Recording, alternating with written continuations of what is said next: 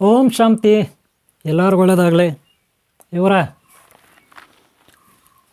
ಬಾಳೆನಲ್ಲಿ ಊಟ ಮಾಡೋದು, ಬಾಳೆ ಎಲೆಯಲ್ಲಿ ಊಟ ಮಾಡೋದು, ಬಂಗಾರದ ತಟ್ಟೆನಲ್ಲಿ ಊಟ ಮಾಡೋದು, ಬಂಗಾರದ ತಟ್ಟೆ ಬಾಳೆಲೆ ಇವುಗಳಲ್ಲಿ ಊಟ ಮಾಡಿದ್ರೆ ನಮ್ಮ ಶರೀರ ಆರೋಗ್ಯದಿಂದ ಅಷ್ಟೇ ಅಲ್ಲದೆ ವಜ್ರದೇಹಿ ಆಗುತ್ತಾ ಅನ್ನೋದು ನೋಡೋಣ. ಇವರೆಲ್ಲ ಊಟ ಮಾಡ್ತಾರೆ. ಈಗ ಮದುವೆಗಳಲ್ಲೆಲ್ಲ ಊಟ ಮಾಡ್ತಾರೆ, ಫಂಕ್ಷನ್ಗಳಲ್ಲಿ ಊಟ ಮಾಡ್ತಾರೆ, ಬಾಳೆಲೆಲ್ಲಿ ಮಾಡ್ತಾರೆ, ತಟ್ಟೆನಲ್ಲಿ ಮಾಡ್ತಾರೆ ಅಲ್ವಾ? ಹೌದಾ ಇಲ್ವಾ?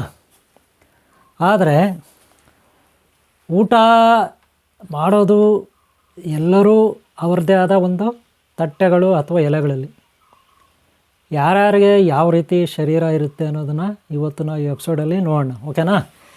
ಆರಾಮಾಗಿ ನಾವು ಕೂಡ ಊಟಕ್ಕೆ ಪಕ್ಕದಲ್ಲಿ ಕೂತ್ಕೊಂಡು ನೋಡೋಣ, ಊಟ ಮಾಡೋದು ಆಮೇಲೆ. ಓಕೆನಾ? ಇವರೇ ಸಾಮಾನ್ಯವಾಗಿ ಅನಾದಿ ಕಾಲದಿಂದ ಎಲೆಗಳಲ್ಲೇ ಊಟ ಮಾಡ್ತಿದ್ರು ಫಸ್ಟು. ಅನಂತರ ಮಣ್ಣಿನ ತಟ್ಟೆಗಳು ಬಂತು, ಮಣ್ಣಿಂದು. ಆಮೇಲೆ ಕಲ್ಲು, ಫಸ್ಟ್ ಕಲ್ಲು, ಮಣ್ಣಿಗಿಂತ ಮೊದಲು ಕಲ್ಲೇ, ಕಲ್ಲಿನ ತಟ್ಟೆಗಳೇ ಇತ್ತು, ಕಲ್ಲಿನ ಆಯುಧಗಳೇ ಇತ್ತು. ಆಯುಧಗಳಂದರೆ ಕತ್ತಿ, ಗುರಾಣಿ, ಗೊಡ್ಲಿ, ಕೊಡಲಿ, ಆಮೇಲೆ ಸುತ್ತಿಗೆ ಇತ್ಯಾದಿ ಎಲ್ಲ ಕಲ್ಲಿಂದ ಇರ್ತಿತ್ತು ಆಯುಧಗಳು. ಆಗ ಹಳೆಯ ಶಿಲಾಯುಗ, ಹಳೆಯ ನಾಗರಿಕತೆ, ಸಿಂಧೂ ನದಿ ನಾಗರಿಕತೆ ಅಂತಾರೆ, ಹಳೆಯ ಸಿಂಧೂ ನದಿ ನಾಗರಿಕತೆ.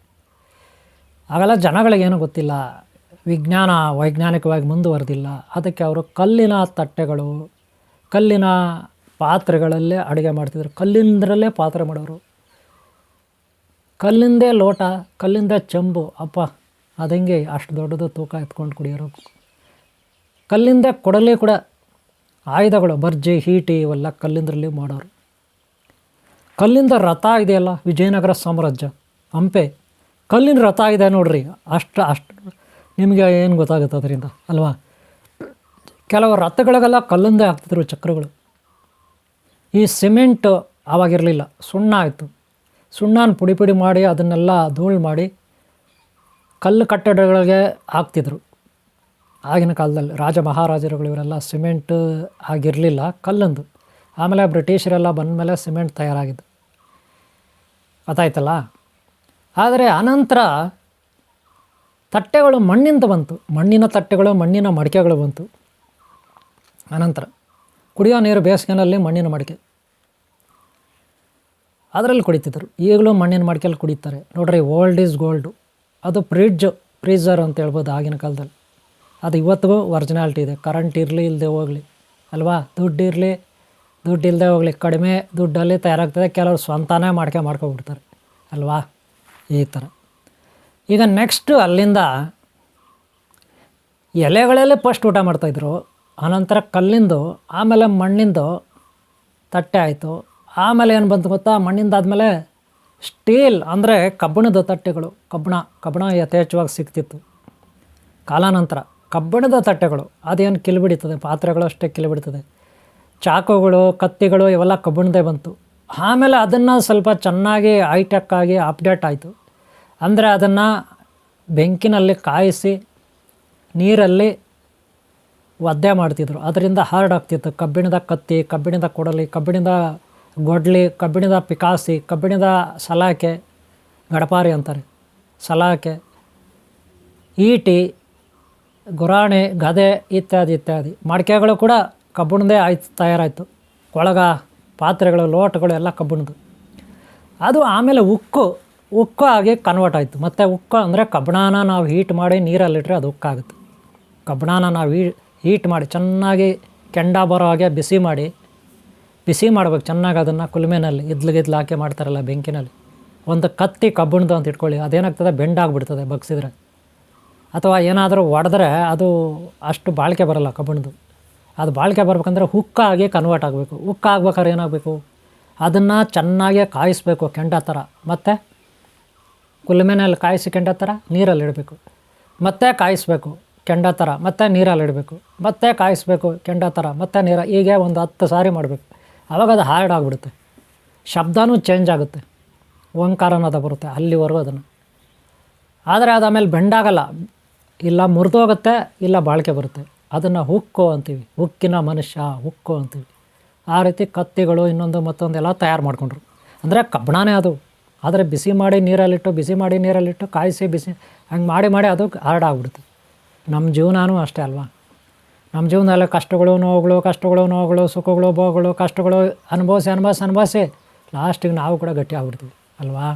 ಹಾಗೆ ಆಮೇಲೆ ಈ ರೀತಿ ಉಕ್ಕು ಹಾಗೆ ಕನ್ವರ್ಟ್ ಆಯಿತು. ಆಮೇಲೆ ಬರ್ತಾ ಸ್ಟೀಲ್ ಇವಾಗಿದೆ ಅಲ್ಲ, ಸ್ಟೀಲ್ ಪಾತ್ರೆ, ಸ್ಟೀಲ್ ಲೋಟ ಅಂತೀವಲ್ಲ ಅದು. ಆಮೇಲೆ ಎಂಡಾಲಿಯಮ್ ಅಂದರೆ ಈ ಕುಕ್ಕರ್ಗಳು ಅದು ಇದು ಬರುತ್ತಲ್ಲ. ಅಲ್ಯೂಮಿನಿಯಂ ಅಲ್ಲ, ಸ್ಟೀಲ್ಗಿಂತ ಮುಂಚೆ ಅಲ್ಯೂಮಿನಿಯಂ ನೆನಪಿಟ್ಕೊಳ್ಳಿ. ಸ್ಟೀಲ್ಗಿಂತ ಮುಂಚೆ ಅಲ್ಯೂಮಿನಿಯಂ ಲೋಟಗಳು, ಅಲ್ಯೂಮಿನಿಯಂ ಪಾತ್ರೆಗಳು, ಅಲ್ಯೂಮಿನಿಯಂ ಕೊಡಗ ಇತ್ಯಾದಿ. ಫಸ್ಟ್ ಅಲ್ಯೂಮಿನಿಯಂ ಬಂತು. ಯಾವುದೋ ಕಲ್ಲು ಮಣ್ಣು ಆದಮೇಲೆ ಅಲ್ಯೂಮಿನಿಯಂ ತಟ್ಟೆಗಳು, ಲೋಟಗಳು.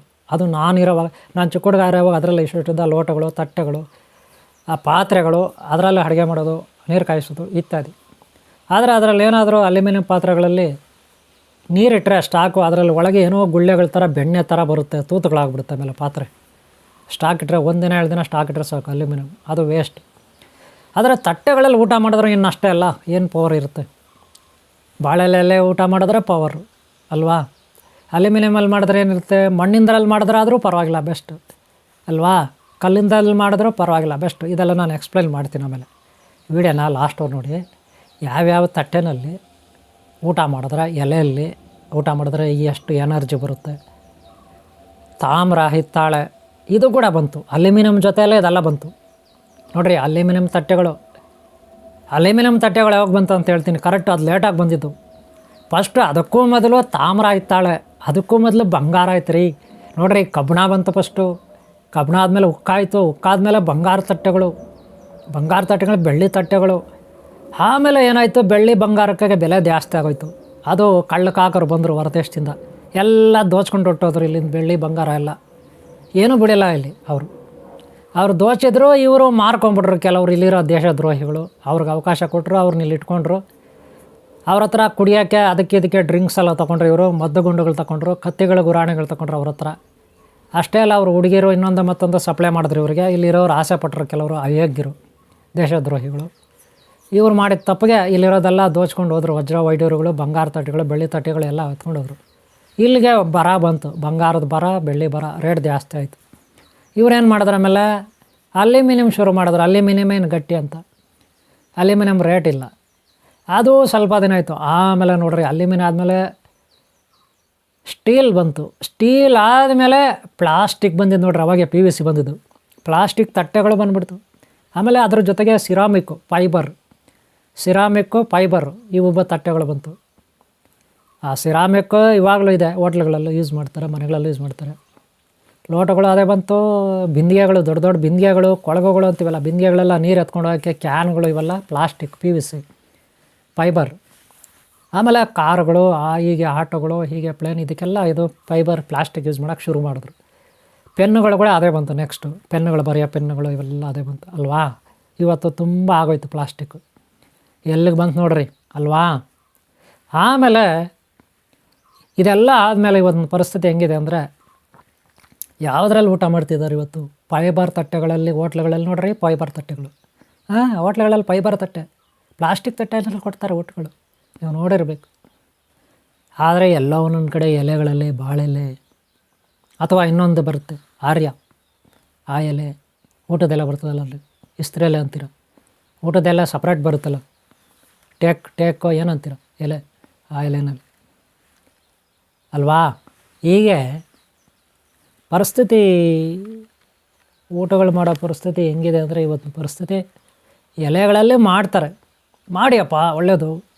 ಪಂಚಲೋಹದ ತಟ್ಟೆಯಲ್ಲಿ ಮಾಡ್ತಾರೆ, ಮಾಡಿಯಪ್ಪ ಒಳ್ಳೆಯದು. ಬಂಗಾರ ತಟ್ಟೆಯಲ್ಲಿ ಮಾಡ್ತಾರೆ, ಮಾಡಿಯಪ್ಪ ಒಳ್ಳೆಯದು. ಬೆಳ್ಳಿ ತಟ್ಟೆಯಲ್ಲಿ ಮಾಡ್ತಾರೆ, ಮಾಡಿಯಪ್ಪ ಒಳ್ಳೆಯದು. ಬಡವರು ಎಂದ್ರಲ್ಲಿ ಮಾಡ್ತಾರೆ, ಬಡವರು ಸ್ಟೀಲ್ ತಟ್ಟೆ. ಇವತ್ತು ಪರಿಸ್ಥಿತಿ ಕಂಚಿನ ತಟ್ಟೆನೂ ಇಲ್ಲ, ತಾಮ್ರದ ತಟ್ಟೆನೂ ಇಲ್ಲ, ತಾಮ್ರದ ಪಾತ್ರೆಗಳಿಲ್ಲ, ತಾಮ್ರದ ಲೋಟಗಳಿಲ್ಲ, ಪಂಚಲೋಹದಿಲ್ಲ. ಇವತ್ತು ಎಲ್ಲ ಮಾರ್ಬಿಟ್ರು, ಆ ಕಾಲದಲ್ಲಿ ಎಲ್ಲ ಮಾರ್ಬಿಟ್ರು, ಯಾರ್ಯಾರೋ ಬಂದು ಅದೇ ತಗೊಂಡು ಹೋಗ್ಬಿಟ್ರೆಲ್ಲ ಅಲ್ವಾ. ಇವತ್ತೆಲ್ಲ ಲೋಕಲ್. ಒಂದು ವೇಳೆ ಯಾವುದೋ ಒಂದು ಪಂಚಲೋಹದ್ದು ತಟ್ಟೆ ತೊಗೊಂಡು ಬರೋಣ ಅಂಗಡಿಯಲ್ಲಿ ಅಂತ ಹೋದ್ರೆ, ಅದು ಒರಿಜಿನಲ್ ಅಂತ ಹೆಂಗೆ ಗೊತ್ತಾಗುತ್ತೆ ನಮಗೆ? ಇವತ್ತು ನೀವು ಯಾವುದೇ ಬಂಗಾರ ತಗೊಂಡ್ರೂ ಕೂಡ ಅದು ಒರಿಜಿನಲ್ ಬರೋಲ್ಲ, ಎಲ್ಲ ಡೂಪ್ಲಿಕೇಟ್ ಮಾಡಿಬಿಟ್ಟಿದ್ದಾರೆ. ಲೋಕಲ್ ಚೈನಾ ಚೈನಾ ಚೈನಾ ಅಂತೀವಲ್ಲ ಹಂಗೆ ಕಳ್ಳಕಾಕರೆ ಬೇಜಾನಿದ್ದಾರೆ, ಎಲ್ಲದರಲ್ಲೂ ದೋಚುತ್ತಾರೆ. ದಯೆ ದಾಕ್ಷಿಣ್ಯ ದಯೆ ದಾಕ್ಷಿಣ್ಯ ದಯೆ ದಾಕ್ಷಿಣ್ಯ ಅನ್ನೋದೊಂದು ಚೂರಿಲ್ಲ ಯಾರಿಗೂ. ಬರೀ ದೋಖ ದೋಖ ದೋಖ, ಮೋಸ ಮೋಸ, ವಂಚನೆ ವಂಚನೆ, ಡೂಪ್ಲಿಕೇಟ್ ಡೂಪ್ಲಿಕೇಟ್, ಎಲ್ಲಿ ನೋಡಿದ್ರು ಡೂಪ್ಲಿಕೇಟ್. ತಿನ್ನೋ ಪದಾರ್ಥಗಳು ಡೂಪ್ಲಿಕೇಟ್, ಹಣ್ಣು ಹಂಪಲ ಡೂಪ್ಲಿಕೇಟ್, ಒಡವೆಗಳು, ಹೆಣ್ಮಕ್ಳಿಗೆ ಒಡವೆಗಳು ಡೂಪ್ಲಿಕೇಟ್ ಮಾಡಿಬಿಡ್ತಾರೆ. ನೋಡೋಕ್ಕೆಲ್ಲ ಬಂಗಾರನೇ, ಆಮೇಲೆ ಗೊತ್ತಾಗುತ್ತೆ. ಅದಕ್ಕೆ ಗ್ಯಾರಂಟಿ ಕಾರ್ಡ್ ತೊಗೊಳ್ಳಿ, ISI ಮುದ್ರೆ ಇರೋದು ತೊಗೊಳ್ಳಿ. ಅಷ್ಟೇ ಅಲ್ಲ, ಬಿಲ್ ಹಾಕ್ಸ್ಕೊಳ್ಳಿ, ಒರಿಜಿನಲ್ ಬಿಲ್, ಟ್ಯಾಕ್ಸ್ ಬಿಲ್ ಹಾಕ್ಸ್ಕೊಳ್ಳಿ. ನಾಳೆ ಬೆಳಗ್ಗೆ ಏನು ಫಾಲ್ಟ್ ಆದರೆ ಕೇಸ್ ಆಗ್ಬೋದು. ಅದೇ ನೀವು ಟ್ಯಾಕ್ಸ್ ಬಿಲ್ ಹಾಕ್ಸ್ಕೊಳ್ಳಿಲ್ಲ ಅಂದರೆ ನೋಡ್ರಿ, ಒಂಚೂರು ಟ್ಯಾಕ್ಸ್ ನಿಮ್ಗೆ ಎಕ್ಸ್ಟ್ರಾ ಬರುತ್ತೆ ಅಷ್ಟೇ, 100-200 ಜಾಸ್ತಿ ಬರುತ್ತೆ. ಹೋದರೂ ಆಗಲಿ ಟ್ಯಾಕ್ಸ್ ಬಿಲ್ ಒರಿಜಿನಲ್ ಹಾಕ್ಸ್ಕೊಳ್ಳಿ.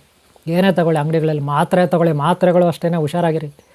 ಏನೇ ತಗೊಳ್ಳಿ ಟ್ಯಾಕ್ಸ್ ಬಿಲ್ ಹಾಕ್ಸ್ಕೊಳ್ಳಿ. ಒಂಚೂರು ಜಾಸ್ತಿ ಆಗುತ್ತೆ ಅಷ್ಟೇ, ₹1,000 ಒಂದು ₹15 ಆಗುತ್ತೆ ಎಕ್ಸ್ಟ್ರಾ ಅಷ್ಟೇ. ₹1,000 ಐಟಮ್ಸ್ಗೆ ಒಂದು ₹15 ಎಕ್ಸ್ಟ್ರಾ ಆಗುತ್ತೆ. ₹15 ಮುಖ ನೋಡಬೇಡಿ, ಇಲ್ಲಾಂದರೆ ನಾಳೆ ಬೆಳಗ್ಗೆ ಅವ್ರ ಮೇಲೆ ಕೇಸ್ ಹಾಕೋಕ್ಕಾಗಲ್ಲ. ಯಾಕಂದರೆ ಡೂಪ್ಲಿಕೇಟ್ ಆಗಿಬಿಟ್ಟಿರ್ತದೆ. ಬೆಳ್ಳಿ ಸ್ವಲ್ಪ ದಿನ ಆದರೆ ತುಕ್ಕಿ ಹಿಡಿಯುತ್ತೆ, ಬಂಗಾರ ಸ್ವಲ್ಪ ದಿನ ಆದರೆ ಅದ್ರ ಮೇಲೆ ಕಲೆಗಳು ಬರುತ್ತೆ. ಹಂಗೆ ಮೋಸ ಮಾಡ್ತಾರೆ. ಪಂಚಲೋಹ ಅಂತಾರೆ, ಅಲ್ಲಿ ಪಂಚಲೋಹ ಅಂತ ನಮ್ಗೆ ಹೆಂಗೆ ಗೊತ್ತಾಗುತ್ತೆ? ಅದಕ್ಕೆ ಹುಷಾರಾಗಿರಿ. ಮತ್ತೆ ಚೆಕ್ ಮಾಡ್ತೀನಿ, ಅದು ಮಾಡ್ತೀನಿ, ಇದು ಮಾಡ್ತೀನಿ ಅಂತ ಅವ್ರು ಚೆಕ್ ಮಾಡ್ತಾರೆ ಅವ್ರದ್ದು ಯಾವುದೋ ಸಿಸ್ಟಮಲ್ಲಿ. ಅವೆಲ್ಲ ಹೇಳೋಕ್ಕೆ ಬರೋಲ್ಲ. ನಾಳೆ ಬೆಳಗ್ಗೆ ಅದ್ರ ಮೇಲೆ ಡೇಟ್ ಹಾಕ್ಸ್ಕೊಳ್ಳಿ, ಸೈನ್ ಮಾಡಿಸ್ಕೊಳ್ಳಿ, ನಂಬರ್ ಹಾಕ್ಸ್ಕೊಳ್ಳಿ, ಅದರದ್ದು ಸೀರಿಯಲ್ ನಂಬರು, ಬಿಲ್ ತಗೊಳ್ಳಿ ಕರೆಕ್ಟಾಗಿ, ಟ್ಯಾಕ್ಸ್ ಬಿಲ್ ಹೋದ್ರೆ ಹೋಗಲಿ, ಆಮೇಲೆ ಕೇಸ್ ಆಗ್ಬೋದು. ನೋಡಿಯಪ್ಪ, ಈಗ ಬಾಳೆಹಣ್ಣಲ್ಲಿ ರೋಗ ನಿರೋಧಕ ಶಕ್ತಿ ಇರುತ್ತೆ ಬಾಳೆಲೆ, ಹಾಗೆ ಪಂಚಲೋಹದ್ರಲ್ಲೂ ರೋಗ ನಿರೋಧಕ ಶಕ್ತಿ ಇರುತ್ತೆ. ಬಂಗಾರದ ತಟ್ಟೆನಲ್ಲಿ ರೋಗ ನಿರೋಧಕ ಶಕ್ತಿ ಇರುತ್ತೆ. ಬಾಳೆ ಎಲೆಯಲ್ಲಿ ನೀವು ತಿನ್ನೋವಾಗ ಚೆನ್ನಾಗಿ ತೊಳೆದು ತಿನ್ನಬೇಕು ಅಷ್ಟೇ, ಇನ್ನೇನಿಲ್ಲ. ಎಲೆನ, ಈ ಎಲೆಗಳು ತೋಟದಿಂದ ಬರ್ತವೆ. ತೋಟದಿಂದ ಬರೋಕ್ಕೆ ಮೊದಲೇ ಕೆಲವರು ಔಷಧಿ ಹೊಡೆದಿರ್ತಾರೆ. ಕೆಲವು ಪಕ್ಷಿಗಳು, ಕೀಟಗಳು ಎಲ್ಲ ಅದ್ರ ಮೇಲೆ ಕೂತ್ಕೊಂಡು ಮಲಮೂತ್ರಗಳು ವಿಸರ್ಜನೆ ಮಾಡಿರುತ್ತೆ ಬಾಳೆ ಎಲೆಗಳ ಮೇಲೆ. ಆದರೂ ಮಳೆ ಬಿದ್ದಾಗ ಅದು ಕ್ಲೀನ್ ಆಗುತ್ತೆ, ಆದರೂ ಕೂಡ ಹಂಗಂಗೆ ಇರ್ತದೆ ಕೆಲವು ಸಾರಿ. ಇವರು ಅದನ್ನು ಕಟ್ ಮಾಡಿ ತೊಗೊಂಡು ಬರ್ತಾರೆ ಎಲೆ ಮರವರು. ಎಲ್ಲಂದ್ರಲ್ಲಿ ಬಿಸಾಕ್ತಾರೆ, ಫುಟ್ಪಾತ್ಗಳಲ್ಲಿ ಬಿಸಾಕ್ತಾರೆ, ಎಲ್ಲಂದ್ರಲ್ಲಿ ಬಿಸಾಕ್ತಾರೆ. ಅಲ್ಲೆಲ್ಲ ನಾಯಿಗಳೆಲ್ಲ ಮಲ್ಕೊಂಡಿರುತ್ತೆ, ನಾಯಿಗಳೆಲ್ಲ ಮಲಮೂತ್ರಗಳು ವಿಸರ್ಜನೆ ಮಾಡುತ್ತೆ, ಅಲ್ಲೆಲ್ಲ ಬಿಸಾಕ್ತಾರೆ. ಅದು ಕಟ್ಟುಗಳೇ ತಂದು ಕಂತೆ ತಂದು ಮತ್ತು ಅದನ್ನು ಹೋಟ್ಲುಗಳಲ್ಲಿ ಅಲ್ಲಿ ಇಲ್ಲಿ ಅಂಗಡಿಗಳಲ್ಲಿ ಮಾರ್ತಾರೆ. ಮದುವೆಗಳಿಗೆ, ಫಂಕ್ಷನ್ಗಳಿಗೆ, ನಾಮಕರಣಗಳಿಗೆ ಆ ಎಲೆಗಳನ್ನು ಮಾರ್ತಾರೆ. ಅವ್ರು ಏನು ನಿಮ್ಗೇನು ತೊಳ್ದಾಗ ಕೊಡ್ತಾರೆ, ಹಂಗಂಗೆ ಬಿಸಾಕ್ತಾರೆ, ಎಲ್ಲೆಲ್ಲೋ ತಂದು ಬಿಸಾಕ್ತಾರೆ. ನೀವು ಸುಮ್ಮನೆ ಒಂಚೂರು ನೀರು ಹಾಕ್ಕೊತೀರ, ಹಂಗೆ ಅಂದ್ಬಿಟ್ಟು ಹಂಗೆ ಹಾಕ್ಸ್ಕೊಂಡು ತಿಂತೀರ.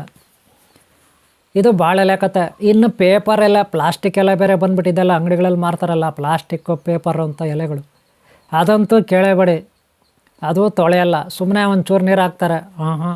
ಅದು ಎಲ್ಲೆಲ್ಲಿ ಫ್ಯಾಕ್ಟ್ರಿಗಳಲ್ಲಿ, ಏನೇನು ಮಿಷಿನ್ಗಳಲ್ಲಿ, ಯಂತ್ರಗಳಲ್ಲಿ ಎಷ್ಟೆಷ್ಟು ಕೆಮಿಕಲ್ ಅಂದರೆ ಅಲ್ಲಿ ಆಯಲ್ಲು, ಇನ್ನೊಂದು ಮತ್ತೊಂದು ಎಲ್ಲ ಇರುತ್ತಲ್ಲ. ಆಯಿಲೆಲ್ಲ ಯೂಸ್ ಮಾಡ್ತಾರೆ ಮಿಷಿನ್ಗಳಿಗೆ, ಗೊತ್ತಲ್ಲ. ಅಲ್ಲೆಲ್ಲ ಎಷ್ಟು ಕೆಮಿಕಲ್ ಇರುತ್ತೆ ಗೊತ್ತೇನ್ರಿ?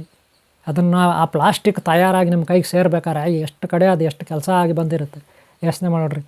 ಅದರಲ್ಲೂ ರೀವರ್ಕ್ ಮಾಡ್ತಾರೆ, ಅದನ್ನು ರಿನ್ಯೂವಲ್ ಮಾಡ್ತಾರೆ. ಹೆಂಗಂದ್ರೆ ನೀವು ಇಲ್ಲೆಲ್ಲ ಫುಟ್ಪಾತ್ಗಳಲ್ಲಿ, ಚಿರಂಡಿಗಳಲ್ಲೆಲ್ಲ ಬಿಸಾಕ್ತಿರಲ್ಲ ನೀವು, ಪ್ಲಾಸ್ಟಿಕ್ಕೆಲ್ಲ ಇರುತ್ತಲ್ಲ, ಅದೆಲ್ಲ ಹಾಯ್ಕೊಂಡು ಹೋಗ್ತಾರೆ.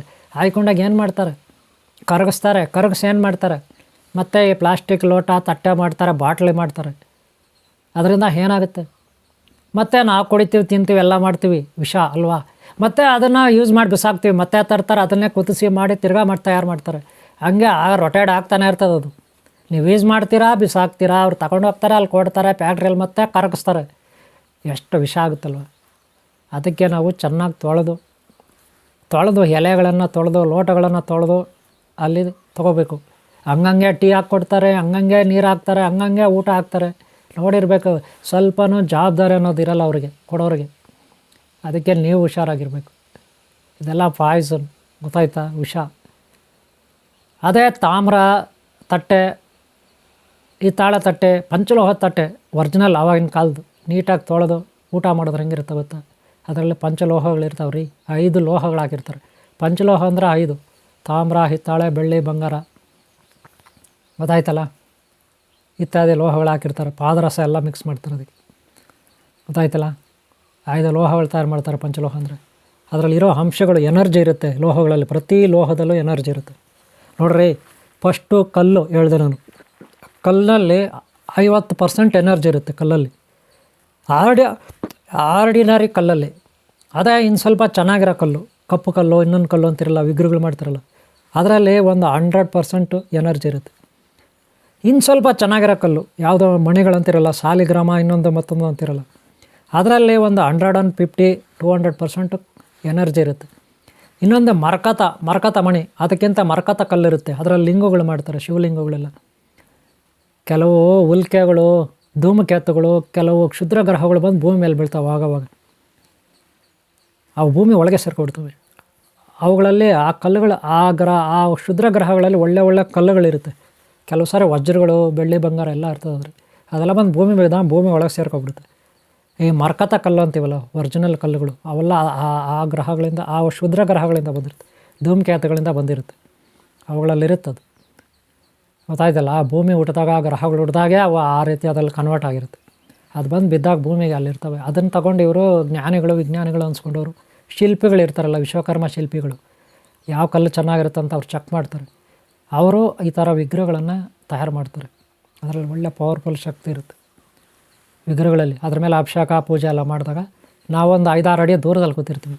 ಆವಾಗ ನಮಗೆ ಆ ಶಕ್ತಿ ಬಂದು, ನಮಗೆ ತರಂಗಗಳು ಬಂದು, ಎನರ್ಜಿ ಬಂದು ನಮ್ಗೆ ಹೊಡೆಯುತ್ತೆ ಸುತ್ತಲೂ. ಆವಾಗ ನಾವು ಅದರಲ್ಲಿ ಸಿಕ್ಕಾಕೊಳ್ತೀವಿ. ಆವಾಗ ನಮ್ಗೆ ಒಳ್ಳೆ ಶಕ್ತಿ ಬರುತ್ತೆ, ಒಳ್ಳೆ ಶಕ್ತಿ, ಪಾಸಿಟಿವ್ ಎನರ್ಜಿ ಬರುತ್ತೆ. ಅದು ಟೆಕ್ನಿಕಲಿ ಇದು ವೈಜ್ಞಾನಿಕವಾಗಿ ಹೇಳೋದಾದರೆ ವಿಗ್ರಹಗಳೆಲ್ಲ ಆ ಸಾಮರ್ಥ್ಯ ಇರುತ್ತೆ. ಅದಕ್ಕೆ ವಿಗ್ರಹಗಳು ಇಡೋ ಯಾವುದೋ ಒಂದು ಕಲ್ದು ತಂದು ಇಡೋದಲ್ಲ. ಪಂಚಲೋಹದ ಇಡ್ರಿ ವಿಗ್ರಹ, ಬಂಗಾರದ ಇಡ್ರಿ, ಯಾರು ಬೇಡ ಅಂತಾರೆ. ಬರೀ ಸಾಮಾನ್ಯ ಕಲ್ಲಿಗೆ 200%, 250% ಎನರ್ಜಿ ಇರುತ್ತೆ. ಅದೇ ಮುತ್ತುಗಳು, ಡೈಮಂಡ್, ವಜ್ರಗಳು, ಇವೆಲ್ಲ ಇನ್ನಷ್ಟು ಒಂದು 500-600 ಎನರ್ಜಿ ಇರುತ್ತೆ. ಅದೇ ನಾಗಮಣಿಗೆ ಇನ್ನೆಷ್ಟೇನಿರ್ತದೆ. ಅದೇ ಪಂಚಲೋಹ, ಬೆಳ್ಳಿ, ಬಂಗಾರಕ್ಕೆ ಎಷ್ಟು ಎನರ್ಜಿ ಇರ್ತದೆ. ಕಲ್ಲುಗಳಿಗೆ ಅಷ್ಟು ಎನರ್ಜಿ ಇದೆ. ಆಮೇಲೆ ಆ ಬಂಗಾರ ತಟ್ಟೆನೆಲ್ಲ ಊಟ ಮಾಡಿದ್ರಂಗೆ ಇರ್ತದೆ. ಇವೆಲ್ಲ ಬಿಡ್ರಿ, ಫಸ್ಟ್ ಸ್ಟ್ಯಾಂಡ್ಲು ಎಲೆ, ಬಾಳೆಲೆ ರೀ, ಊಟದ ಎಲೆ, ಬಾಳೆಲೆನಲ್ಲಿ ಎಷ್ಟು ಎನರ್ಜಿ ಇರ್ತದೆ ಗೊತ್ತಾ ನಿಮಗೆ? ಊಟದ ಎಲೆ ಅಂದ್ಬಿಟ್ರೆ ಬರೀ ಎಲೆ ಅಲ್ಲ ರೀ ಅದು. ಅದರಲ್ಲಿ ವಿಷವನ್ನು ನಿವಾರಣೆ ಮಾಡುವ ರೋಗ ನಿರೋಧಕ ಶಕ್ತಿ ಇರುತ್ತೆ ಬಾಳೆಲೆ ಎಲೆನಲ್ಲಿ. ಅದಕ್ಕೆ ಬಾಳೆನೆಲೆನ ನೀಟಾಗಿ ತೊಳೆದು ನಾವು ಉಪಯೋಗಿಸ್ಕೋಬೇಕು. ಎಲ್ಲ ವಸ್ತುಗಳು ಭಗವಂತ ನಮಗೆ ಕೊಟ್ಟಿದ್ದಾನೆ ಈ ಜಗತ್ತಿನಲ್ಲಿ. ಆ ಸೃಷ್ಟಿಕರ್ತ ಶಕ್ತಿ ನಮ್ಗೆ ಕೊಟ್ಟಿದೆ. ಆದರೆ ನಾವು ಅದನ್ನು ನ್ಯಾಯವಾಗಿ ಕ್ಲೀನ್ ಮಾಡಲ್ಲ, ನ್ಯಾಯವಾಗಿ ಅದನ್ನು ನೋಡಲ್ಲ, ನ್ಯಾಯವಾಗಿ ಬಳಸ್ಕೊಳ್ಬೇಕು ಅಷ್ಟೇ. ನಾವು ಉಪಯೋಗ ಮಾಡ್ಕೋಬೇಕು, ಉಪಯುಕ್ತತೆನ ಪಡ್ಕೋಬೇಕು. ಅದು ಬಿಟ್ಟು ಅವುಗಳು ಹೆಂಗಂದ್ರಾಗ ಬಿಸಾಕೋದು, ಹೆಂಗಂದ್ರಂಗೆ ಯೂಸ್ ಮಾಡೋದು, ಹೆಂಗಂದ್ರಾಗೆ ಗಲೀಜಾಗಿ ಕೊಳಕಾಗಿ ಮಾಡೋದು, ಅದನ್ನು ವಿಷ ಮಾಡ್ಕೊಂಡು ತಿಂದರೆ ಏನಾಗುತ್ತೆ? ನಾವು ಅಲ್ಲ, ಅಮೃತನ ಭಗವಂತ ಅಮೃತವಾಗಿ ನಮ್ಗೆ ಕೊಟ್ಟಿದ್ದಾನೆ ಎಲ್ಲವನ್ನು. ನಾವು ಅದನ್ನು ವಿಷ ಮಾಡ್ಕೊಂಡು ತಿಂದರೆ, ತಟ್ಟೆಗಳು, ಬೆಳ್ಳಿ, ಬಂಗಾರ, ಪಂಚಲೋಹ, ಇನ್ನೊಂದು ಮತ್ತೊಂದು ಎಲ್ಲ ಲೋಕಲ್ ಮಾಡಿಬಿಟ್ಟು ಕಿಲ್ಬಿಡ್ದುಬಿಟ್ರೆ ಅದು ನಾವು ತಿಂದ್ರೆ ಹಂಗೆ. ಈ ಪ್ಲಾಸ್ಟಿಕ್ಗಳು ದೇವ್ರು ಕೊಟ್ಟಿದ್ದಾನೆ ನಮಗೆ. ಆದರೆ ಅದನ್ನು ಮತ್ತೆ ರೀಸೈಕಲ್ ಮತ್ತೆ ಮಾಡಿದ್ರೆ ಹೆಂಗೆ? ಸೈಕಲ್ ಮಾಡಿದ್ರೆ, ರೀಸೈಕಲ್ ಮಾಡ್ಕೊಂಡು ತಿಂದ್ರೆ ಏನಾಗುತ್ತೆ ಅಲ್ವಾ? ಹಂಗೆ ನಾವು ಬಳಸ್ಕೊಳ್ತಾರ ರೀತಿ ಸರಿಯಿಲ್ಲ, ತಪ್ಪು, ಅದು ಅಪರಾಧ ಕೂಡ. ಅದಕ್ಕೆ ಇದು ಭೂಮಿ ಮೇಲೆ ಇವೆಲ್ಲ ನಾವು ಬಹಳ ಎಚ್ಚರಿಕೆಯಿಂದ ಬಳಸ್ಕೋಬೇಕು. ಗಿಡ ಮರಗಳಲ್ಲಿ ಸಾಕಷ್ಟು ಎಲೆಗಳಿದೆ. ಅರಳಿ ಎಲೆ ನೋಡ್ರಿ, ಆಲದ ಮರ, ಬೋಧಿ ವೃಕ್ಷ, ಆಲದ ಮರ ನೋಡ್ರಿ, ಎಲೆಗಳು, ಅದರಲ್ಲಿ ಊಟದ ಎಲೆ ಮಾಡ್ಕೊಂಡು ತಿನ್ನಿರಿ, ಯಾರು ಬೇಡ ಅಂತಾರೆ. ಬಾಳೆ ಎಲೆ ರೀ, ರೋಗ ನಿರೋಧಕ ಶಕ್ತಿ. ನಮ್ಮಲ್ಲಿ ನಂಜು ಇದ್ದರೆ, ನಮ್ಮ ಶರೀರದಲ್ಲಿ ವಿಷ ನಂಜು ಇದ್ದರೆ ಅದು ತೆಗೆಯುತ್ತೆ. ಬಾಳೆಲೆ, ಬಾಳೆ ರಸ, ಬಾಳೆಹಣ್ಣು ಸಿಪ್ಪೆ, ಬಾಳೆ ದಿಂಡಿನ ಪಲ್ಯ, ಬಾಳೆ ದಿಂಡಿನ ರಸ. ಅದಕ್ಕೆ ಬಾಳೆ ಎಲೆನ ಶುದ್ಧವಾಗಿ ತೊಳೆದು ತಿನ್ನಬೇಕು. ಲೆಕ್ಕಕ್ಕೆ ಅಲ್ಲಿ ಬಾಳೆ ಎಲೆ ಹಾಕೋಬಿಡೋದು. ಅದು ಎಲ್ಲೆಲ್ಲಿ ನಾಯಿಗಳು, ಇನ್ನೊಂದು ಮತ್ತೊಂದು ಗಜ್ಜಿ ನಾಯಿಗಳು ಅಂತಾರೆ, ಗಜ್ಜಿ ಬಂದಿರುತ್ತೆ ನಾಯಿಗಳಿಗೆ, ಅವೆಲ್ಲ ಮಲ್ಕೊಂಡಿರ್ತವೆ. ಆ ಗೋಣೆ ಚೀಲಗಳು, ಇನ್ನೊಂದು ಮತ್ತೊಂದು ಅಲ್ಲೆಲ್ಲ ಮಲಮೂತ್ರಗಳು ಅಲ್ಲೆಲ್ಲ ಇವ್ರು ಬಿಸಾಕ್ಬಿಡ್ತಾರೆ. ಮಾರ್ಕೆಟಲ್ಲಿ ನೋಡ್ರಿ, ಎಲೆಗಳು ಎಲ್ಲಿ ಬಿಸಾಕಿರ್ತಾರೆ, ಕಟ್ಟೆಗಳು ಕಂತೆ ತಂದು ಬಿಸಾಕ್ಬಿಡ್ತಾರೆ ಅವರು. ಅಲ್ಲೇನು ಕ್ಲೀನ್ ಮಾಡೋಕೆ ಕೊಡ್ತಾರೆ ನಿಮಗೆ. ಮತ್ತು ಅದನ್ನು ಕಟ್ ಮಾಡ್ತಾರೆ, ಎಲೆಗಳನ್ನು ಇಷ್ಟಿಷ್ಟ ಕಟ್ ಮಾಡಿ ಕರೆಕ್ಟಾಗಿ ಒಂದು ಲೆವೆಲ್ ಮಾಡ್ತಾರೆ. ಅವಾಗ ಅಷ್ಟೇ ಎತ್ತಿ ಬಿಸಾಕ್ತಿರ್ತಾರೆ. ಇವರು ಗೊಣ್ಣೆ ಗಿಣ್ಣೆ ತಗೊಂಡು ಹಿಂಗೆ ಒರೆಸ್ಕೊಂಡು ತಿರ್ಗಿ ಅದೇ ಎಲೆಗಳೇ ಮುಟ್ಟುತ್ತಾರೆ. ಅವ್ರೇನು ಕೈ ತೊಳ್ಕೊತಾರೆ? ಅವ್ರಿಗೂ ಏನೇನು ರೋಗ ಬಂದಿದ್ದು, ಜ್ವರ ಬಂದಿದೆ, ಇನ್ನೊಂದು ಬಂದಿದೆ, ಒರೆಸ್ಕೊತಾ ಇರ್ತಾರೆ, ಹಿಂಗೆ ತೆಗಿತಾ ಇರ್ತಾರೆ, ಹಿಂಗೆ ಒರೆಸ್ತಾ ಇರ್ತಾರೆ. ಅದೇ ಕೈಗಳಲ್ಲೇ ಇದು ರೆಡಿ ಮಾಡ್ತಿರ್ತಾರೆ ಎಲೆಗಳು. ನಿಮ್ಗೆ ಗೊತ್ತಾ? ಅದಕ್ಕೆ ಹುಷಾರಾಗಿರಬೇಕು ತಿನ್ನೋದು, ಕುಡಿಯೋದು. ಇನ್ನಲ್ಲ ಚೌಲ್ಟ್ರಿಗಳಲ್ಲಂತೂ ಕೇಳಬೇಡಿ, ಫಂಕ್ಷನ್ಗಳೆಲ್ಲ ಕೇಳಬೇಡಿ. ಅಲ್ಲೆಲ್ಲ ಸಂಪುಗಳಲ್ಲೆಲ್ಲ ಹಲ್ಲಿಗಳು, ಜಿರಳೆಗಳು, ಇಲಿಗಳು ಎಲ್ಲ ಬಿದ್ದಿರುತ್ತೆ ಗೊತ್ತಾ ರೀ? ಕೆಲವುಗಡೆ ಕೋತಿಗಳೆಲ್ಲ ಬಿದ್ದಿರುತ್ತೆ. ಆ ಸಂಪುಗಳ ಮೇಲೆ ಸಿಂಟೆಕ್ ಟ್ಯಾಂಕ್ಗಳು ಓಪನ್ ಆಗೇ ಇರ್ತಾವೆ ಗೊತ್ತಾ ನಿಮಗೆ? ದೊಡ್ಡ ಟ್ಯಾಂಕ್ಗಳಿರ್ತಾವೆ, ಓಪನ್ ಆಗಿರ್ತಾವೆ, ಕೋತಿಗಳು, ಇಲಿಗಳೆಲ್ಲ ಬಿದ್ದಿರ್ತದೆ. ಆ ಥರ ಪರಿಸ್ಥಿತಿ ಕೂಡ ಇರ್ತದೆ ಗೊತ್ತಾ ನಿಮಗೆ? ಅದಕ್ಕೆ ಕೆಲವು ಕಡೆ ನೋಡಿ ಫಂಕ್ಷನ್ಗಳಲ್ಲಿ, ಆ ದೇವಸ್ಥಾನ ಫಂಕ್ಷನ್ಗಳಿರ್ಬೋದು, ಮಠದ ಫಂಕ್ಷನ್ ಇರ್ಬೋದು, ಯಾವುದೋ ಮಸೀದಿನೋ, ದರ್ಗಾನೋ, ಮಂದಿರನೋ, ಚರ್ಚೋ ಫಂಕ್ಷನ್ ಇರ್ಬೋದು, ನೋಡಿ ನೀವು ಅಲ್ಲಿ ಕೆಲವು ಆಹಾರ ತಿಂದ್ಬಿಟ್ಟು ಕೆಲವು ಹಾಸ್ಟೆಲ್ಗಳಲ್ಲೂ ಅಷ್ಟೇ, ಹಾಸ್ಟೆಲ್ಗಳಲ್ಲಿ ಆಹಾರ ತಿಂದ್ಬಿಟ್ಟು ವಾಂತಿ ಭೇದಾಗಿ ಎಷ್ಟೋ ಜನ ಕೆಲವರು ಸತ್ತೋಗ್ತಾರೆ. ಗೊತ್ತಾ ನಿಮಗೆ? ಇದೆಲ್ಲ ಯಾಕೆ? ಬೇಜವಾಬ್ದಾರಿ. ದೇವರು ನಮಗೆಲ್ಲ ಕೊಟ್ಟಿದ್ದಾನೆ, ಅದನ್ನು ಕರೆಕ್ಟಾಗಿ ಉಪಯೋಗಿಸ್ಕೊಳ್ತಾ ಇಲ್ಲ. ಗೊತ್ತಾಯ್ತಾ? ಅದಕ್ಕೆ ನೀವು ಎಚ್ಚರಿಕೆ ಅಂದಿರಿ. ಆರೋಗ್ಯನೇ ಮುಖ್ಯ. ಆರೋಗ್ಯ ಕಳ್ಕೊಬಿಟ್ರೆ ನಾವು ಪಾಪರಾಗ್ಬಿಡ್ತೀವಿ. ನೋಡಿರಿ, ಮನುಷ್ಯನಿಗೆ ಎರಡು ಕಳ್ಕೊಬಾರ್ದು. ಒಂದು ಐಶ್ವರ್ಯ, ಅಂದರೆ ಹಣ, ಅಂತಸ್ತು, ಅಧಿಕಾರ, ಇವು ಯಾವುದೂ ಕಳ್ಕೊಬಾರ್ದು. ಇನ್ನೊಂದು ಆರೋಗ್ಯ, ಇದು ಕಳ್ಕೊಬಾರ್ದು. ಆರೋಗ್ಯ ಕಳ್ಕೊಂಡ್ರೂ ನಾವು ದಿವಾಳಿ ಆಗ್ತೀರಿ, ಐಶ್ವರ್ಯ ಅಧಿಕಾರ ಕಳ್ಕೊಂಡ್ರೂ ದಿವಾಳಿ ಆಗ್ತೀರಿ. ನೆನ್ಪಿಟ್ಕೊಳ್ಳಿ, ಪಾಪರಾಗ್ಬಿಡ್ತೀವಿ. ಪಾಪುಲರ್ ಅಲ್ಲ, ಪಾಪರಾಗ್ಬಿಡ್ತೀವಿ. ಅದಕ್ಕೆ ಹುಷಾರಾಗಿರಿ. ಬಾಳೆಲೆಯಲ್ಲಿ ಎಲ್ಲಕ್ಕಿಂತ ಒಳ್ಳೆಯ ಎನರ್ಜಿ ಇರ್ತದೆ. ಅದು ಬಿಟ್ಟರೆ ಬಂಗಾರ, ಅದು ಬಿಟ್ಟರೆ ಪಂಚಲೋಹ, ಅದು ಬಿಟ್ಟರೆ ತಾಮ್ರ, ಹಿತ್ತಾಳೆ, ಬೆಳ್ಳಿ. ಆಮೇಲೆ ಒಳ್ಳೆ ಕಲ್ಲುಗಳು, ಮರಕತ ಮಣಿ ಕಲ್ಲುಗಳು, ತಟ್ಟೆ ಇರುತ್ತಲ್ಲ, ಆ ತಟ್ಟೆನಲ್ಲಿ ಊಟ ಮಾಡಿ. ನಿಮ್ಗೆ ಗೊತ್ತಿರಲಿ ರೀ, ಒಂದು ಮಾತು ಹೇಳ್ತೀನಿ. ದೊಡ್ಡವರು ಅನಾದಿ ಕಾಲದಿಂದ ಒಂದು ಮಾತು ಹೇಳ್ತಾರೆ ಗೊತ್ತಾ? ಕೆಲವು ಸಾರಿ ದೇವರಿಗೆ ಹರಕೆ ಮಾಡ್ಕೊಳ್ತಾರೆ, ನೋಡಿದ್ರೆ. ಆಗ ದೇವಸ್ಥಾನಗಳಲ್ಲಿ ಎಲ್ಲ ಕೆಳಗಡೆ ಈಗ ಟೈಲ್ಸ್ ಇದೆ, ಟೈಲ್ಸ್ ಹಾಕಿರ್ತಾರೆ ಇವಾಗ ದೇವಸ್ಥಾನಗಳಲ್ಲಿ, ಮಠಗಳಲ್ಲೆಲ್ಲ. ಆವಾಗ ಟೈಲ್ಸ್ ಎಲ್ಲ ಇರಲಿಲ್ಲ. ಒಂದು ನೆಲದಲ್ಲಿ ಸಾರಿಸ್ತಾರೆ, ಸಗಣಿನಲ್ಲಿ ಸಾರಿಸ್ತಾರೆ. ಅದು ಎಲ್ಲ ಮನೆಗಳಲ್ಲಿತ್ತು ಫಸ್ಟು, ಮಣ್ಣಿಂದು ನೆಲ. ಆವಾಗ ಸಿಮೆಂಟ್ ಇಲ್ಲ, ಆಮೇಲೆ ಸಿಮೆಂಟ್ ಬಂತು, ಆಮೇಲೆ ಟೈಲ್ಸ್ ಬಂತು ಅಲ್ವಾ? ಆದರೆ ಈ ಮಣ್ಣು ಆದಮೇಲೆ ಫಸ್ಟು ಟೈಲ್ಸ್ ಹಾಕೋದಕ್ಕೆ ಬದಲಾಗಿ ರಾಜಮನೆತನಗಳು, ಶ್ರೀಮಂತರ ಮನೆಗಳಲ್ಲಿ ಕಲ್ಲುಗಳು ಹಾಕ್ತಿದ್ರು. ಕಲ್ಲುಗಳು, ಅದರಲ್ಲೂ ಕಪ್ಪು ಕಲ್ಲುಗಳು ಹಾಕ್ತಿದ್ರು. ನಿಮ್ಗೆ ಗೊತ್ತಾದು? ನಾನು ರೈಲ್ವೆ ಸ್ಟೇಷನಲ್ಲಿ ನಮ್ಮ ಚಿಕ್ಕಪ್ಪ ಮನೆಯಲ್ಲಿದ್ದೆ. ಅದು ರೈಲ್ವೆ ಕ್ವಾರ್ಟರ್ಸು. ಕೆಳಗಡೆ ಏನು ಹಾಕಿದ್ರು ಗೊತ್ತಾ? ಮನೆ ಒಳಗೆ ಟೈಲ್ಸ್ ಬದಲು ದೊಡ್ಡ ದೊಡ್ಡ ಕಲ್ಲುಗಳು, ಟೈಲ್ಸ್ ಥರ ಕಲ್ಲುಗಳು, ಕಪ್ಪು ಕಲ್ಲು. ಗೊತ್ತಾ? ಕಪ್ಪು ಕಲ್ಲು, ಕಡಪ ಕಲ್ಲು ಅಂತೀರಲ್ಲ, ಅದು ಆಂಧ್ರದಿಂದ ಬರುತ್ತೆ. ಅದರೆಲ್ಲ ವಿಗ್ರಹಗಳು ಮಾಡ್ತಾರೆ, ಅದೆಲ್ಲ. ಗೊತ್ತಾಯ್ತಾ? ಮತ್ತು ಸ್ಕೂಲಲ್ಲಿ ಸ್ಲೇಟ್ ಎಲ್ಲ ಇರುತ್ತಲ್ಲ, ಕಪ್ಪು ಸ್ಲೇಟ್ ಅಲ್ವಾ, ಮಣ್ಣಿಂದು, ಕಲ್ಲಿಂದು, ಈ ಥರ ಎಲ್ಲ ಮಾಡ್ತಾರೆ. ನಾನು ಯಾಕೆ ಹೇಳಿದೆ ವಿಚಾರ ಗೊತ್ತಾ? ದೊಡ್ಡವರು ದೇವ್ರಿಗೆ ಹರಕೆ ಮಾಡ್ಕೊಳ್ತಾರೆ. ಏನಾದರೂ ಕಾಯಿಲೆ ವಾಸಿ ಆಗೋಕ್ಕೆ, ಏನಾದರೂ ಕೆಲಸ ಸಿಗೋಕ್ಕೆ, ಮಕ್ಕಳಿಗೆ ಮದುವೆ ಆಗೋಕ್ಕೆ, ರೋಗಗಳು ವಾಸಿ ಆಗೋಕ್ಕೆ, ಬಡತನ ನಾಶ ಆಗೋಕ್ಕೆ, ದಾರಿದ್ರ್ಯ ನಾಶ ಆಗೋಕ್ಕೆ ದೇವ್ರಿಗೆ ಹರಕೆ ಮಾಡ್ಕೊಳ್ತಾರೆ. ಒಂದು 21 ದಿನ ಮನೆಯಲ್ಲಿ ನೆಲದ ಮೇಲೆ ಊಟ ಮಾಡ್ತಾರೆ. ತಟ್ಟೆ ಎಲೆ ಏನೂ ಬಳಸಲ್ಲ.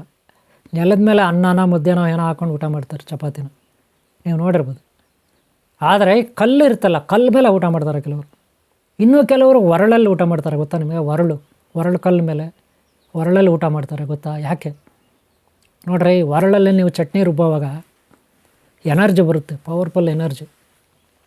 ಗೊತ್ತಾ ನಿಮಗೆ? ಅದು ರುಬ್ಬಿ ಘರ್ಷಣೆ ಆಗಿ ಘರ್ಷಣೆ ಎಲೆಕ್ಟ್ರಾನ್ಸಲ್ಲಿ ಉತ್ಪನ್ನ ಆಗ್ತದೆ ಒರಳಲ್ಲಿ ಎಲೆಕ್ಟ್ರಾನ್ಸ್ ಉತ್ಪನ್ನ ಆಗಿ ಅಲ್ಲಿ ಎಲೆಕ್ಟ್ರಾನ್ಸು ಆಹಾರದಲ್ಲಿ ಸೇರ್ಕೊಬಿಡುತ್ತೆ. ಅಷ್ಟು ಪವರ್ಫುಲ್ ಆಗಿರುತ್ತೆ ಆಹಾರದಲ್ಲಿ ಎಲೆಕ್ಟ್ರಾನ್ಸ್. ಆ ಎಲೆಕ್ಟ್ರಾನ್ಸ್ ಸೇರ್ಕೊಬಿಡ್ತಂದ್ರೆ ಆಹಾರ ಫುಲ್ ಎನರ್ಜಿ ಆಗಿಬಿಡ್ತದೆ. ಸಾಂಬಾರು, ಚಟ್ನಿ, ಇನ್ನೊಂದು ಮತ್ತೊಂದು, ಅದು ನಾವು ತಿಂದಾಗ ಒಳ್ಳೆ ಎನರ್ಜಿ ಬರುತ್ತೆ. ಅದೇ ನೀವು ಮಿಕ್ಸಿನಲ್ಲಿ ಮಾಡಿದ್ರೆ ಏನಪ್ಪ ಬರುತ್ತೆ? ಕಬ್ಬಣ ರೀ. ಮಿಕ್ಸಿನಲ್ಲಿ ಬ್ಲೇಡ್ಗಳಿರುತ್ತೆ, ಬ್ಲೇಡ್ಗಳು ಸ್ಟೀಲ್ ಅಷ್ಟೇ ಇರೋದು ಮಿಕ್ಸಿನಲ್ಲಿ. ಇಲ್ಲ ಫೈಬರ್, ಪ್ಲಾಸ್ಟಿಕ್ ಮಿಕ್ಸಿ ಜಾರ್ ಅಲ್ಲೇನ್ರಿ. ರೊಟೇಡರ್ ಏನಪ್ಪ ಬರ್ತದೆ? ಎನರ್ಜಿ ಬರ್ತದೇನ್ರಿ? ಮಿಕ್ಸಿನಲ್ಲಿ ಎನರ್ಜಿ ಬರ್ತದೇನ್ರಿ? ಹೇಳ್ರಿ ನೋಡೋಣ. ನೋ ಸಾಧ್ಯನೇ ಇಲ್ಲ, ಬರಲ್ಲ. ಬಂದರೂ ಭಾಳ ಕಡಿಮೆ, 1% ಏನೋ ಅಷ್ಟೇ. ಅದರಲ್ಲಿ 1000% ಬಂದರೆ ಇಲ್ಲಿ 1%. ಅದೇ ಒರಳಲ್ಲಿ ನೋಡಿರಿ, ಅಷ್ಟು ಪವರ್ಫುಲ್ ಇರ್ತದೆ ಅಲ್ವಾ? ಅದಕ್ಕೆ ಶಿವಲಿಂಗ. ಆ ಒರಳು ನೋಡಿರಿ, ಒಳ್ಳೆ ಶಿವಲಿಂಗ ಥರ ಇರ್ತದೆ. ಅದರಲ್ಲಿ ಕಲ್ಲಿಟ್ಬಿಟ್ರೆ ಒರಳು. ಅದು ಅನಾದಿ ಕಾಲದಿಂದ ಇದಿದೆ.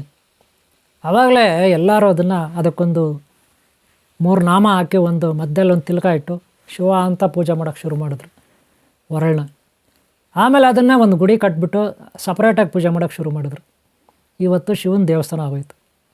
ಯಾಕೆ? ಅಷ್ಟು ಪವರ್ಫುಲ್ ಇರ್ತದೆ ಆ ಕಲ್ಲುಗಳಿಗೆ ಅಂತ. ಗೊತ್ತಾಯ್ತಾ? ಹಾಗೆ ಮನುಷ್ಯ ಬರ್ತಾ ಇವತ್ತು ಲೋಕಲ್ ಆಗ್ಬಿಟ್ಟ. ಪ್ಲಾಸ್ಟಿಕ್ ತಟ್ಟೆಗಳು, ಫೈಬರ್ ತಟ್ಟೆಯಲ್ಲಿ ಊಟ ಮಾಡ್ತಾನೆ.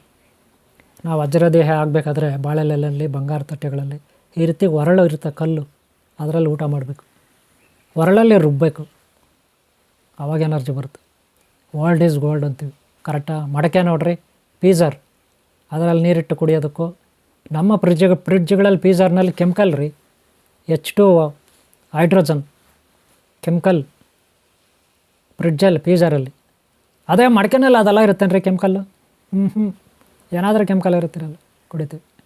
ಹಳೆಯ ಕಾಲದಲ್ಲಿ ಇನ್ನೂ ಚೆನ್ನಾಗಿ ಫಿಲ್ಟ್ರ್ ಮಾಡೋರು ನೀರನ್ನ. ಇವಾಗ ಫಿಲ್ಟ್ರಲ್ಲಿ ಬರುತ್ತೆ, ವಾಟರ್ ಫಿಲ್ಟರ್. ನಮ್ಮನೆಲ್ಲ ಇದೆಲ್ಲ, ನಮ್ಮನೆಲ್ಲ ಇದೆ ನೋಡಿರಿ, ತೋರಿಸ್ತೀನಿ ಫಿಲ್ಟ್ರು. ಪ್ಲಾಸ್ಟಿಕ್ದು ನೋಡಿರಿ, ಕಾಣಿಸ್ತೇನೆ ರೀ ಫಿಲ್ಟ್ರು, ಕಾಣಿಸ್ತಾ? ನೋಡಿದ್ರಲ್ಲ ಫಿಲ್ಟ್ರ್ ಇದು.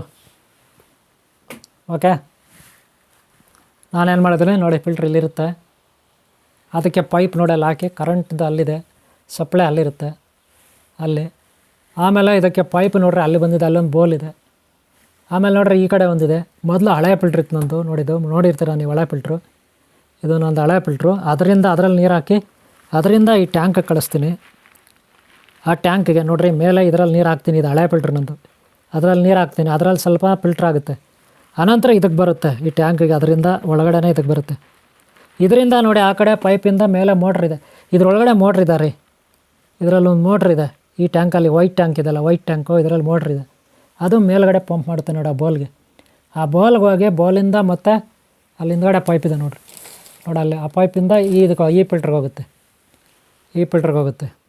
ಈ ಫಿಲ್ಟ್ರ್ ಈ ಕಡೆ ತೋರಿಸ್ತೀನಿ ನೋಡಿ, ಇಲ್ಲಿ ಬರುತ್ತಿಲ್ಲ, ಕಾಣಿಸ್ತಲ್ಲ, ನೋಡಿದ್ರಲ್ಲ ಅಲ್ಲಿ ಬರುತ್ತೆ. ಆಮೇಲೆ ವೇಸ್ಟ್ ವಾಟ್ರ್ ಇದರಲ್ಲೇ ವೇಸ್ಟ್ ವಾಟ್ರ್ ಹೋಗುತ್ತೆ. ವೇಸ್ಟ್ ವಾಟ್ರ್ ನೋಡಿರಿ, ಈ ಬ್ಲೂ ಕಲರ್ ಪೈಪಲ್ಲಿ ವೇಸ್ಟ್ ವಾಟ್ರ್ ಹೋಗುತ್ತೆ. ವೇಸ್ಟ್ ವಾಟ್ರ್ ಈ ಬ್ಲೂ ಕಲರ್ ಪೈಪ್. ಇದು ಒಂದು ಇನ್ಲೆಟ್ ಅಂದರೆ ಆ ಕಡೆಯಿಂದ ಬಂದಿದೆ, ಗೊತ್ತಾಯ್ತಲ್ಲ. ಇದು outlet waste water. Filter water ಇದರಲ್ಲಿ ಬರುತ್ತೆ, ಫಿಲ್ಟ್ರ್ ವಾಟ್ರ್ ಇದರಲ್ಲಿ ಸ್ಟಾಕ್ ಆಗುತ್ತೆ. ವೇಸ್ಟ್ ವಾಟ್ರ್ ನೋಡಿ ಅಲ್ಲಿ ಕೆಳಗಡೆ ಹೋಗಿ ಇದರೆಲ್ಲ ಬಕೆಟ್ ಇಟ್ಟಿದ್ದೀನಿ, ಬಕೆಟ್ನೆಲ್ಲ ಸ್ಟಾಕ್ ಆಗುತ್ತೆ, ಗೊತ್ತಾಯ್ತಲ್ಲ. ನೀರುತ್ತಿದೆ. ಆದರೆ ಇವತ್ತಿನ ಪರಿಸ್ಥಿತಿ ಇದು ನೋಡ್ರಿ, ಇವತ್ತಿನ ಪರಿಸ್ಥಿತಿ ಈ ರೀತಿ ಪ್ಲಾಸ್ಟಿಕ್ನಲ್ಲಿ ನಾವು ಫಿಲ್ಟ್ರ್ ಮಾಡಿ ಕುಡಿತೀವಿ. ಆದರೆ ಅನಾದಿ ಕಾಲದಲ್ಲಿ ಹಂಗಲ್ಲ. ಆವಾಗ ಹಳೆಯ ಕಾಲ ಸಿಸ್ಟಮ್ಮು, ಕಲ್ಲುಗಳು, ಮರಳು, ಇದ್ದಲು ಇದೆಲ್ಲ ಮಿಕ್ಸ್ ಮಾಡಿ ಮೇಲೆ ಒಂದು ಊಜಿ ಇಡೋರು. ಅದರಲ್ಲಿ ನೀರು ಹಾಕಿದರೆ ಕೆಳಗಡೆ ಒಂದೊಂದು ಡ್ರಾಪ್ ಬರೋದು, ಕೆಳಗಡೆ ಅವ್ರು ಇಟ್ಕೊಳ್ಳೋರು. ಇನ್ನು ಕೆಲವು ಕಡೆ ಮರಳುಗಾಡಲ್ಲೇ ತಾನಾಗೆ ಫಿಲ್ಟ್ರ್ ಆಗುತ್ತೆ. ಆಳವಾದ ಬಾವಿಗಳಲ್ಲೇ ಸುತ್ತಲೂ ನೀರಿನಲ್ಲೇ ಫಿಲ್ಟ್ರ್ ಆಗಿ ಅದು ನೀರು ಬಂದಿರುತ್ತೆ. ಒಳ್ಳೆ ಒರ್ಜಿನಾಲ್ಟಿ ನೀರೋದಲ್ಲ, ಆಳವಾದ ಬಾವಿಗಳಲ್ಲಿ ಕುಡಿಯೋದು. ಅಂತರ್ಜಲ ಅಂತೀವಿ, ಫಿಲ್ಟ್ರ್ ಆಗಿರುತ್ತೆ ಅದೆಲ್ಲ. ಮೇಲೆ ಮಳೆ ಬಿದ್ದ ನೀರು ಅಂತರ್ಜಲವಾಗಿ ನಮಗೆ ಸಿಗಬೇಕಂದ್ರೆ ಅದು ಹಂತವಾಗಿ ಲೇಯರ್ಗಳಿರುತ್ತೆ, ಪದರಗಳು, ಭೂಮಿನಲ್ಲಿ ಪದರಗಳಿರುತ್ತೆ.